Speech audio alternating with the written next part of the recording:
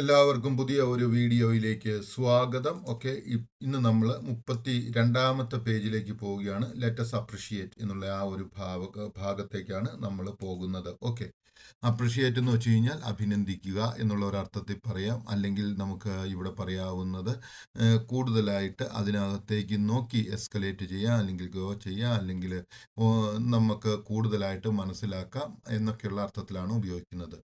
Did you notice a mismatch between the image and the caption recorded in your observation below? ഇവിടെ നമ്മൾ തന്നിട്ടുണ്ട്. ആ പിക്ചറിലേക്ക് നിങ്ങൾ നോക്കിക്കേ.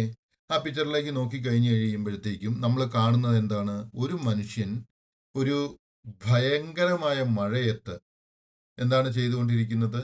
അദ്ദേഹം കൊട ചൂടിക്കൊണ്ട് പോവുകയാണ്. അതാണ് നിങ്ങൾ കാണുന്നത്. അതായത് ഇതുപോലെ മഴ പെയ്ത് കൊട ചൂടിക്കൊണ്ട് പോകുകയാണ്.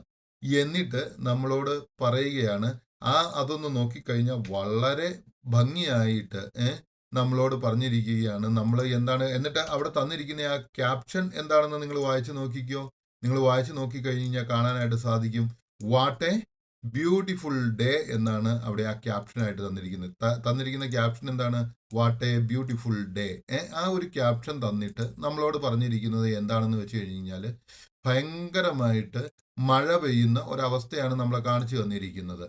എന്നിട്ട് ഇങ്ങനെ മഴ പെയ്യുന്ന ഒരു ദിവസം അത് ഒരു ബ്യൂട്ടിഫുൾ ഡേ അല്ല എന്ന് നമുക്ക് എല്ലാവർക്കും അറിയാം. എന്നിട്ട് തന്നെ അവർ പറയുകയാണ് ഇത് വാട്ട് എ ബ്യൂട്ടിഫുൾ ഡേ എന്ന്. അപ്പൊ നമ്മളോട് എന്നിട്ട് ചോദിക്കുകയാണ്, ഡിഡ് യു നോട്ടീസ്, നിങ്ങൾ ഇതിന് കണ്ടോ എന്തെങ്കിലും മിസ് മാച്ച്, ഇത് രണ്ടും ഒത്തുപോകാത്തതായിട്ട്, ബിറ്റ്വീൻ ദ ഇമേജ്, ആ തന്നിരിക്കുന്ന പടവും ആ ക്യാപ്ഷനും, അവിടെ തന്നിരിക്കുന്ന ക്യാപ്ഷനും അതുപോലെ തന്നെ ആ പറയുന്ന കാര്യം പടവും തമ്മിൽ ഒത്തുപോകുന്നതായിട്ടാണോ അല്ലെങ്കിൽ എന്തെങ്കിലും മിസ്മാച്ച് ഒത്തുപോകാത്തതായിട്ട് നിങ്ങൾ കണ്ടോ എന്നാണ് ചോദിച്ചിരിക്കുന്നത്. അപ്പൊ നമ്മൾ നാച്ചുറലി അല്ലെങ്കിൽ കൃത്യമായിട്ടും നമ്മൾ കാണുകയാണ് അവിടെ എന്താ കാണുന്നത്?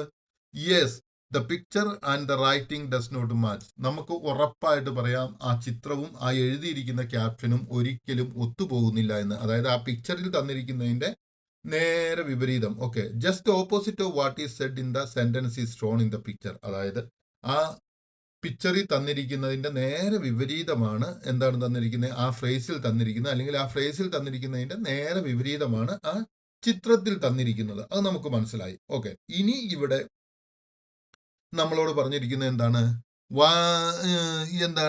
What is idea conveyed in the line given below. ഇനി അടുത്ത ഒരു സെന്റൻസ് തന്നിരിക്കുകയാണ് നമുക്ക് പുസ്തകത്തിൽ നിന്നും. വാട്ട് ഈസ് ദ ഐഡിയ, എന്ത് ഐഡിയയാണ് കൺവേഡ് നമ്മളിലേക്ക് പകർന്നു തരുന്നത്? ദ ലൈൻ ഗിവൺ ബിലോ, താഴെ തന്നിരിക്കുന്ന ലൈൻ കൊണ്ട് എന്ത് ഐഡിയയാണ് നമ്മളിലേക്ക് പകർന്നു തരുന്നത്? And Brutus is an honourable മാൻ, അതായത് ബ്രൂട്ടസ് ഒരു മഹത്വമുള്ള വ്യക്തിയായിരുന്നു, നീതിമാനായ വ്യക്തിയായിരുന്നു, നല്ല മനുഷ്യനായിരുന്നു എന്ന് പറയുന്നതിൽ നിന്നും നമ്മൾ എന്താണ് അർത്ഥമാക്കുന്നത്? The line and Brutus is an honourable മാൻ, അതായത് ഈ ലൈൻ ബ്രൂട്ടസ് ഒരു നല്ല വ്യക്തിയായിരുന്നു, സത്യസന്ധനായ വ്യക്തിയാണ് എന്നൊക്കെ നമ്മളടുത്ത് പറയുന്നത് is an example for verbal irony. അത് വെർബൽ ഐറണിയാണ്, അതായത് വാക്ക് നേരെ വിപരീത അർത്ഥത്തിൽ ഉപയോഗിക്കുന്നതിന്റെ ഉദാഹരണമാണ്. Okay, although mark Antony repeats it several times, mark Antony repeats, പിന്നെയും പിന്നെയും പറയുകയാണ്, ഇറ്റ് സെവറൽ ടൈംസ്, ഇത് പലവട്ടം മാർക്ക് ആന്റണി ഇത് പറയുന്നുണ്ടെങ്കിലും ഇൻ ഹിസ് സ്പീച്ച്, അവന്റെ സ്പീച്ചിൽ ഹി ആക്ച്വലി മീൻസ്, അവൻ ശരിക്കും അർത്ഥമാക്കുന്നത് ദ ഓപ്പോസിറ്റ്, അതിന്റെ ജസ്റ്റ് വിപരീതമാണ്. He wants the crowd to question Brutus honour, അദ്ദേഹത്തിന് എന്താണ് വേണ്ടത്? ആ ക്രൗഡ്, അതായത് ജനക്കൂട്ടം, ടു ക്വസ്റ്റ്യൻ, അതായത് ചലഞ്ച് ചെയ്യണം ബ്രൂട്ടസ് ഓണർ, ബ്രൂട്ടസിന്റെ ആ ഓണർ എന്ന് പറയുന്നത്, അല്ലെങ്കിൽ അവന്റെ ആ സത്യസന്ധതയെ ജനക്കൂട്ടത്തെ കൊണ്ട് ക്വസ്റ്റ്യൻ ചെയ്യിക്കണം. ഓക്കെ, ഹി വാണ്ട്സ്, അവന് വേണം, ദ ക്രൗഡ്, ജനക്കൂട്ടം, ടു ക്വസ്റ്റ്യൻ, അത് ചോദ്യം ചെയ്യണം, ബ്രൂട്ടസ് ഓണർ, ബ്രൂട്ടസിന്റെ honour, and doubt his justification for killing Caesar. And doubt എന്ന് വെച്ച് കഴിഞ്ഞാൽ സംശയം ഉണ്ടാക്കണം. ഹിസ് ജസ്റ്റിഫിക്കേഷൻ, അവന്റെ ന്യായീകരണം, ഫോർ കില്ലിംഗ് സീസർ, അതായത് ഈ ബ്രൂട്ടസ് എന്താണ് ചെയ്തിരിക്കുന്നത്?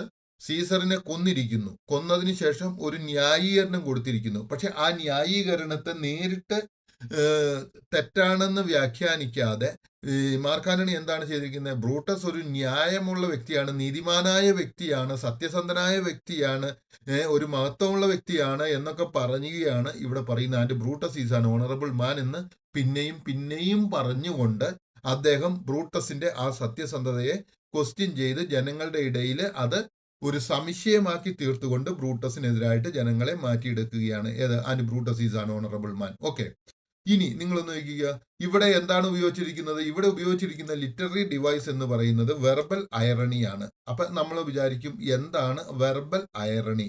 അപ്പൊ വെർബൽ ഐറണി എന്ന് പറയുന്നത് എന്താണെന്നാണ് ഇവിടെ പറഞ്ഞിരിക്കുന്നത്. Verbal irony is the use of words. അതായത് വെർബൽ ഐറണി എന്ന് പറയുന്നത് പദങ്ങളുടെ ഉപയോഗമാണ്. എങ്ങനെയുള്ള പദങ്ങളുടെ ഉപയോഗമാണ്? യൂസ് ഓഫ് വേർഡ്സ് ടു മീൻ, അതായത് അർത്ഥമാക്കുക, സംതിങ് എന്തെങ്കിലും, ഡിഫറെന്റ് വ്യത്യസ്തമായിട്ട്, from what is Z.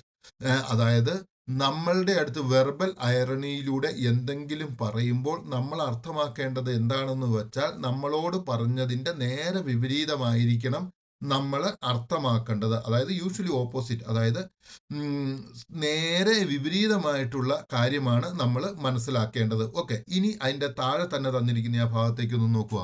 Apart from verbal irony there are many other poetic devices in the speech which enhances the appeal. അതായത് നമ്മളോട് പറയുകയാണ് apart from verbal irony. Okay, അപ്പൊ verbal ഐറണിക്ക് അപ്പുറമായിട്ട് ഒത്തിരി poetic devices ഈ പാഠഭാഗത്ത് നമ്മൾ ഉപയോഗിച്ചിട്ടുണ്ട്.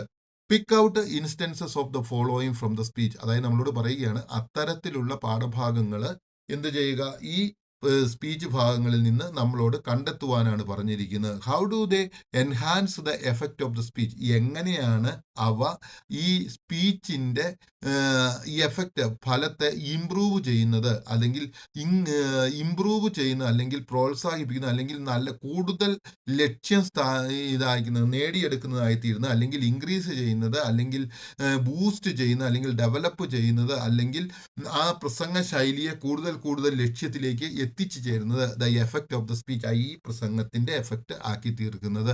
U may also write examples of your own. നിങ്ങൾ നിങ്ങളുടെ ആ എക്സാമ്പിളും ഉപയോഗിക്കുമായിരിക്കും, അല്ലെങ്കിൽ നിങ്ങൾക്ക് ഉപയോഗിക്കാം. ഓക്കെ, ആ പോയറ്റിക് ഡിവൈസസ് എങ്ങനെയാണ് ഉപയോഗിക്കുന്നത് എന്ന് നമുക്ക് ഇവിടെ എന്താണ് പറയുന്നത്, ഈ ഭാഗത്ത് കാണാവുന്നതാണ്. അടുത്ത വീഡിയോയിൽ കാണാവുന്നതാണ്. എനിക്ക് തോന്നുന്നു ഇത് നിങ്ങൾക്ക് എല്ലാവർക്കും മനസ്സിലായി എന്ന്.